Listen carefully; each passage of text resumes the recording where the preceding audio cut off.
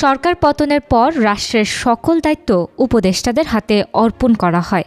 এর মধ্যে বৈষম্য বিরোধী ছাত্র সংগঠনের কয়েকজন ছাত্রকেও উপদেষ্টা হিসেবে নিয়োগ দেওয়া হয়। পরবর্তী সময়ে এসব উপদেষ্টার উদ্যোগে একটি নতুন রাজনৈতিক দলের আত্মপ্রকাশ ঘটে।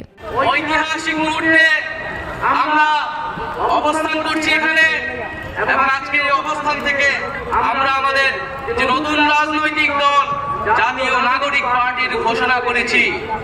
বাংলাদেশে ভারত কিংবা পাকিস্তানপন্থী রাজনীতির কোনো স্থান নেই। আমরা দেশের জনগণের স্বার্থকে সর্বোচ্চ গুরুত্ব দিয়ে বাংলাদেশকে কেন্দ্র করে রাষ্ট্র বিনির্মাণ করব। নতুন দলের ঘোষণার আনুষ্ঠানিক আয়োজনে এমনটিই জানিয়েছেন উপদেষ্টা নাহিদ ইসলাম। বাংলাদেশে ভারতপন্থী পাকিস্তানপন্থী কোনো রাজনৈতিক ঠাঁই হবে না। আমরা বাংলাদেশকে সামনে রেখে, বাংলাদেশের জনগণের স্বার্থকে সামনে রেখে সকলে ঐক্যবদ্ধভাবে রাজনীতি এবং রাষ্ট্র বিনির্মাণ করব।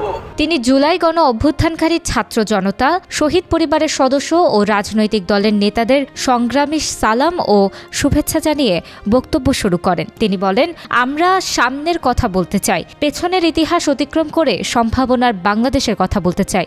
আমরা এমন একটি রাজনৈতিক সংস্কৃতির বিকাশ চাই যেখানে সমাজ ও রাষ্ট্রের সর্বস্তরে বিভেদের বদলে ঐক্য, প্রতিশোধের বদলে ন্যায় বিচার এবং পরিবারতন্ত্রের বদলে মেধা ও যোগ্যতার মানদণ্ড প্রতিষ্ঠিত হবে।